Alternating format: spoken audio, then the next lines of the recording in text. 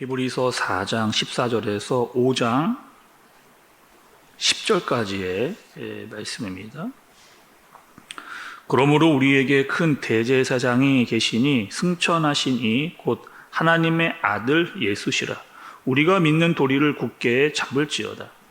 우리에게 있는 대제사장은 우리의 연약함을 동정하지 못하실 이가 아니요 모든 일에 우리와 똑같이 시험을 받으신 이로되 죄는 없으시니라. 그러므로 우리는 긍휼하심을 받고 때를 따라 돕는 은혜를 얻기 위하여 은혜의 보좌 앞에 담대히 나아갈 것이니라.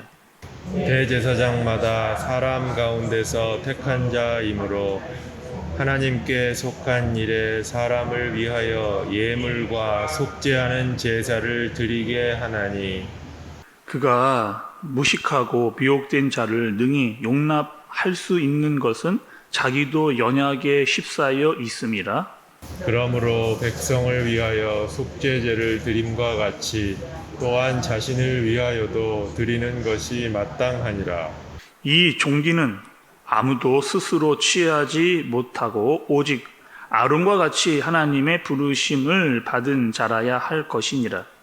또한 이와 같이 그리스도께서 대제사장 되심도 스스로 영광을 취하심이 아니요 오직 말씀하신 이가 그에게 이르시되 너는 내 아들이니 내가 오늘 너를 낳았다 하셨고 또한 이와 같이 다른 데서 말씀하시되 내가 영원히 멜기세덱의 반차를 따르는 제사장이라 하셨으니 그는 육체에 계실 때에 자기를 죽음에서 능히 구원하실 이에게 심한 통곡과 눈물로 간구와 소원을 올렸고 그의 경건하심으로 말미암아 들으심을 얻었느니라.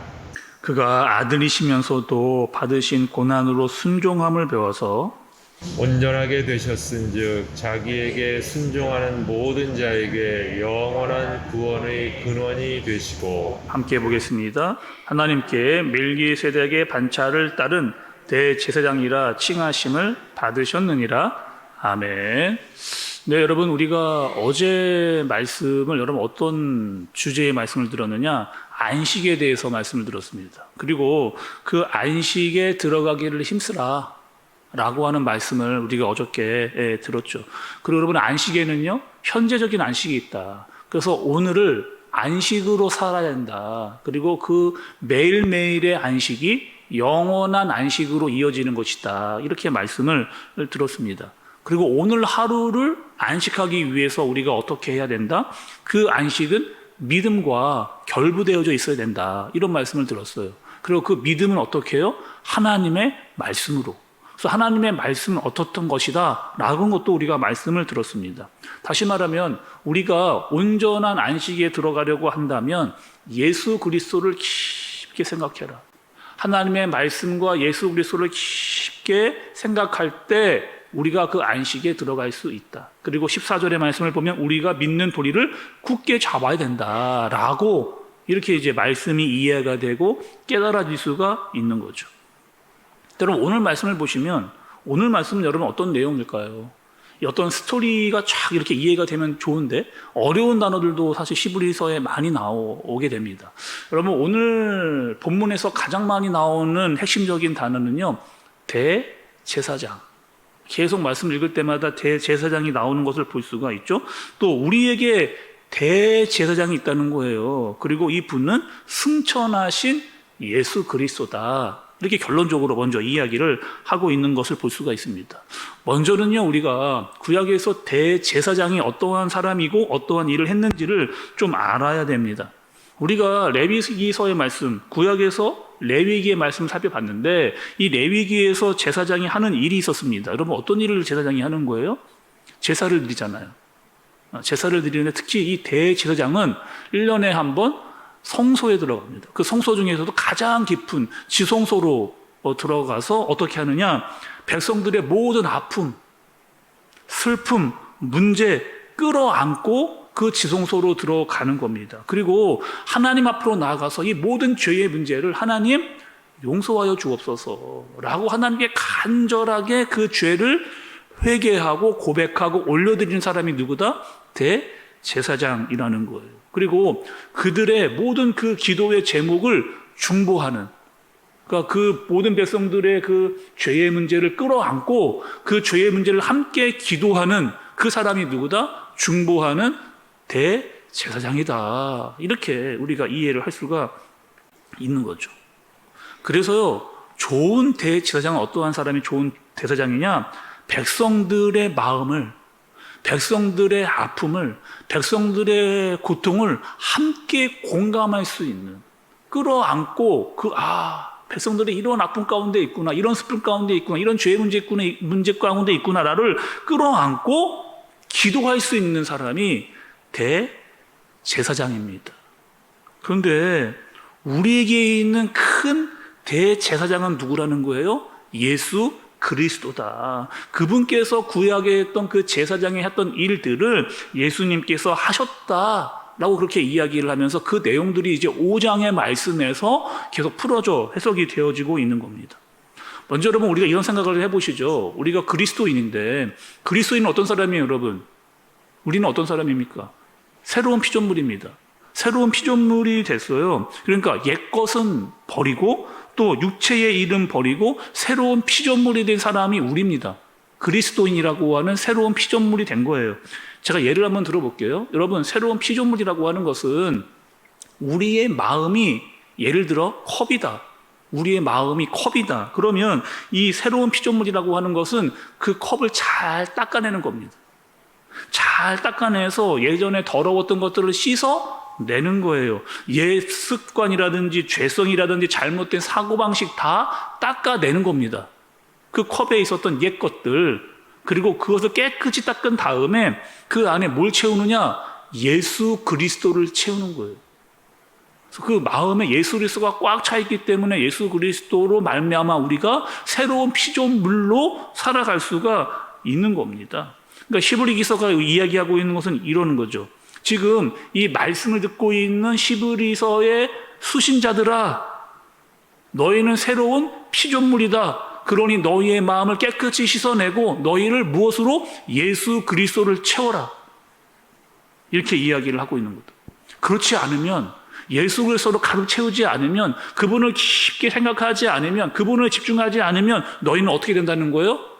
흘러 떠내려 간다는 겁니다. 흘러 떠내려 내려간다는 거예요.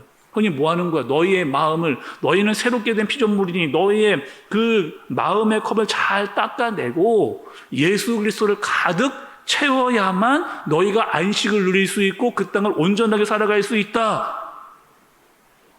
이렇게 히브리 기자가 지금 이야기를 해주고 있는 거죠. 조금 더 여러분 말씀을 좀 살펴보도록 하겠습니다. 그러면 대제사장은 어떤 사람인가? 여러분 5장 4절의 말씀을 좀 보세요. 이 종기는 아무도 스스로 취하지 못하고 오직 아론과 같이 하나님의 부르심을 받은 자라야 할 것이니라. 이렇게 이야기를 하고 있는데, 여러분 이 대제사장은요, 내가 대제사장 하고 싶다, 내가 할게요 라고 해서 대제사장이 될 수가 있는 게 아니에요. 대제사장은 누구냐? 아론과 같이 반드시 하나님께 부름을 받은 사람이어야 됩니다. 이것을 이야기를 해주는 거예요. 또 여러분 1절의 말씀을 좀 보시면 대제사장마다 사람 가운데 택한 자이므로 하나님께 속한 일에 사람을 위하여 예물과 속죄하는 제사를 드리게 하나니, 이렇게 이야기했죠. 대제사장은 어떻게 해요? 사람들 중에 선택함을 받은 사람이라는 거예요. 내가 되고 싶다고 해서 제사장이 되는 것도 아니고 사람들이 투표를 해서 대제사장을 뽑는 것도 아닙니다. 반드시 하나님께서 부르시고 택하신 사람만 대제사장이 될 수가 있었다는 거예요. 두 번째로요, 대제사장은 연약함이 있는 사람입니다. 뭐가 있다고요? 연약함이 있는 사람이에요. 왜요? 대제사장도 사람이기 때문에 그래요. 그래서 이 대제사장이 그 하나님께 제사를 드리기 위해서는 먼저 뭘 해야 했습니까, 여러분? 우리가 들었거든요, 이미 레위기에서. 그러니까 백성들의 죄를 이렇게 제사 드리기 전에 뭘 해야 되느냐, 제사장이 자신의 죄를 하나님께 제사를 드려서 회개하는 그 일이 먼저 이루어져야만 이스라엘 백성들의 죄의 문제를 대제사장이 이렇게 가지고 들어갈 수가 있었던 겁니다. 그러니까 제사장들도 연약함이 있었다는 거예요. 사람이기 때문에 그렇다는 거예요. 똑같은 사람이기 때문에 잘못도 하고 죄도 짓게 된다는 거예요. 그리고 자신의 문제, 이 연약함의 문제를 해결하고 나서야 제사장으로서의 역할을 감당할 수가 있었다는 겁니다. 그래서 여러분 2절의 말씀을 좀 보세요. 2절의 말씀에 아주 중요한 자질이 나옵니다. 2절 보시죠. 그가 무식하고 미혹한 자를 능히 용납할 수 있는 것은 자기도 연약에 휩싸여 있음이라. 이렇게 이야기합니다. 그러니까 자기가 연약하기 때문에 이 제사장들도 내가 연약하기 때문에 다른 백성들, 무식하고 미혹된 사람들을 용납할 수 있는 사람이다 라고 말씀은 설명을 해주고 있는 거예요. 그러니까 내가 연약하기 때문에 나보다도 더 연약한 사람들을 이해하고 잘 이해하고 공감할 수 있는 그런 능력을 가지고 있는 겁니다. 그래서 삶의 문제를 가지고 나오면 백성들의 고민과 아픔과 여러 죄의 문제를 가지고 나오면 나도 연약한 자이기 때문에 그 마음을 잘 여러분 이해할 수가 있는 거예요. 그리고 이 죄의 문제를 가지고 나온 백성들을 함부로 죄인 취급을 해서는 안 된다는 겁니다. 누가요? 대제사장이. 그리고 그들의 문제를 나도 연약한 사람인데 저 사람도 참 연약한 사람이구나 라고 생각을 해서 그 문제를 끌어안고 같은 마음으로 제사를 드릴 수 있는 그 마음을 누가? 대제사장이 가져야 된다라고 지금 말씀이 알려주고 계시는 거예요. 제사장은요, 여러분 단순히 제사만 드리는 일만 하지 않았습니다.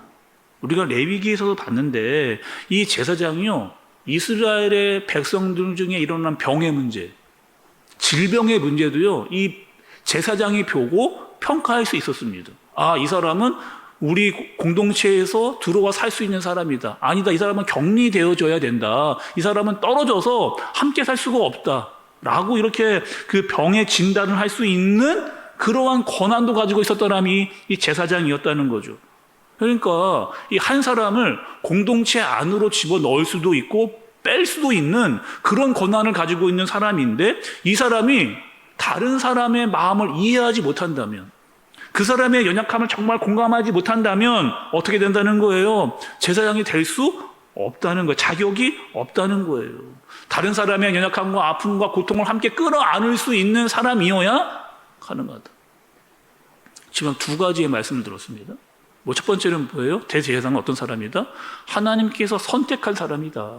두 번째는요, 다른 사람의 아픔과 문제와 죄의 문제를 끌어안을 수 있는 사람이다. 이렇게 이야기를 한 거예요. 세 번째는 어떤 사람이냐?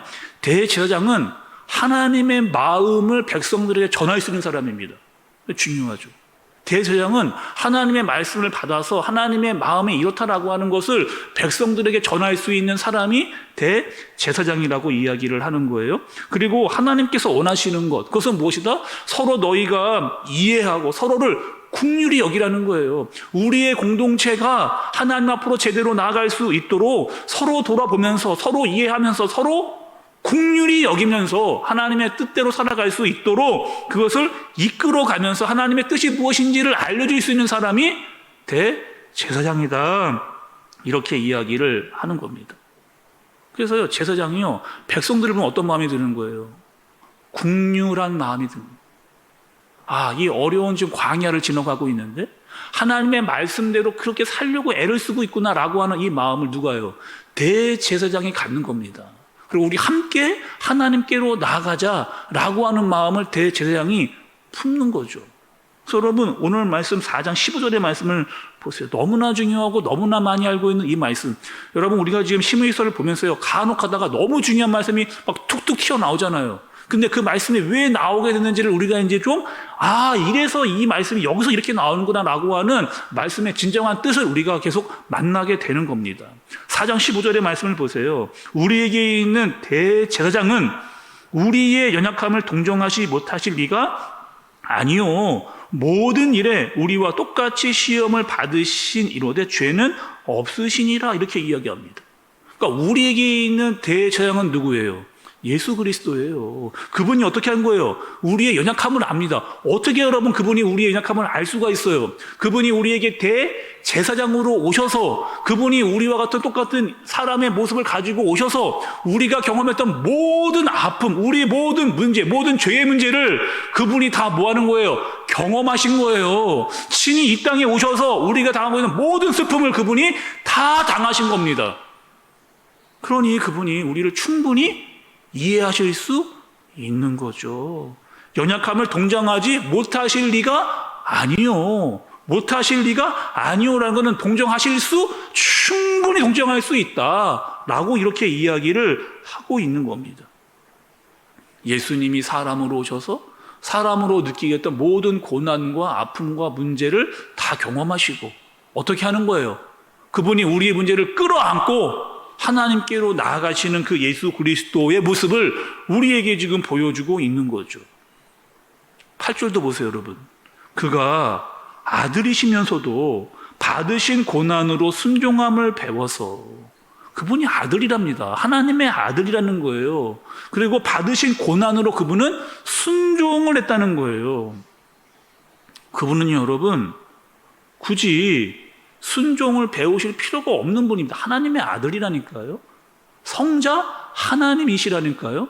근데 그분은 이 땅에 와서요, 우리가 이 땅에서 당하는 모든 고난과 아픔을 다 이 예수 그리스도가 경험을 하신 거예요. 그리고 그 고난 가운데서 어떻게 했다?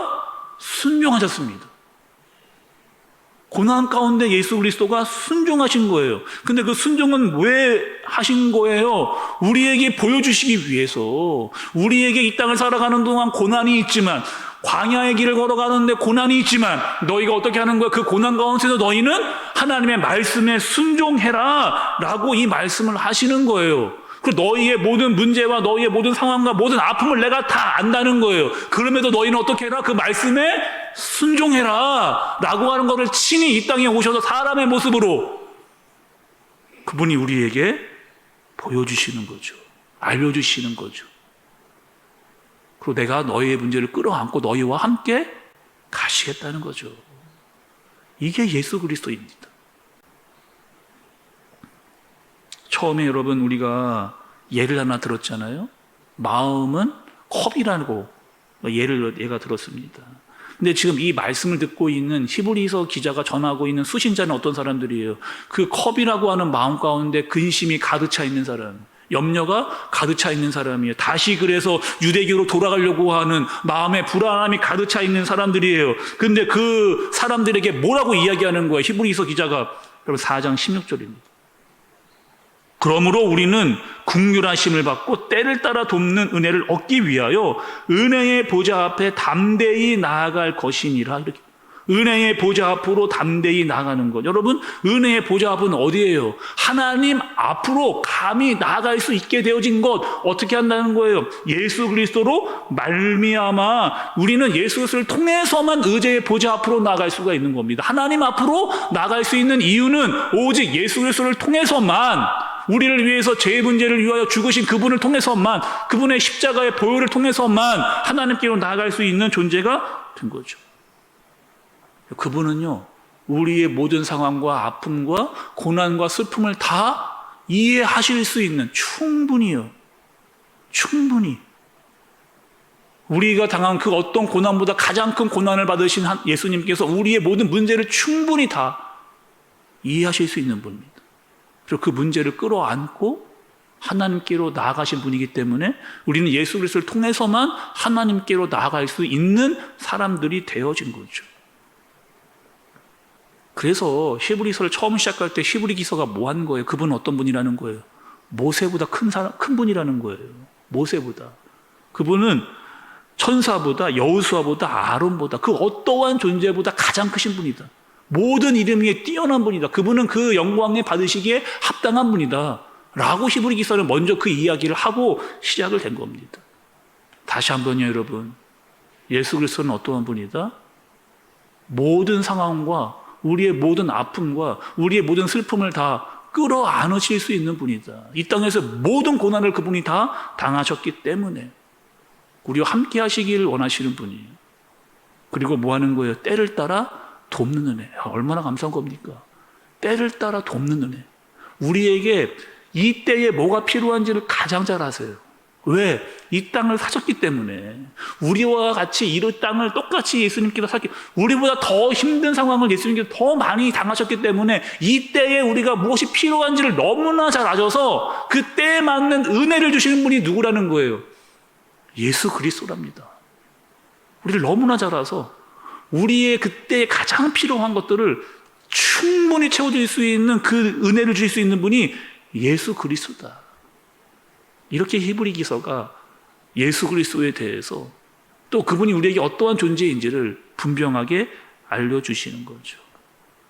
오늘 하루 여러분, 우리의 모든 문제, 우리의 모든 아픔, 우리의 모든 일들을 주님께 내어 맡기는, 그분이 우리에게 때를 따라 돕는 은혜, 가장 좋은 것과 가장 좋은 때에 하나님의 능력이 임하도록 하시는 그 은혜를 경험할 수 있는. 근데 그 은혜는 여러분 어떻게 경험할 수 있느냐? 예수 그리스도를 집중하는 사람만, 그분을 전적으로 신뢰하는 사람만 경험할 수 있게 되는 겁니다. 그 은혜를 경험하는 저와 여러분들 되어지시기를 예수님의 이름으로 축복합니다. 기도하겠습니다. 하나님 아버지, 오늘 하루 예수 그리스도가 어떠한 분이신지를 더 알아가게 하여 주옵소서.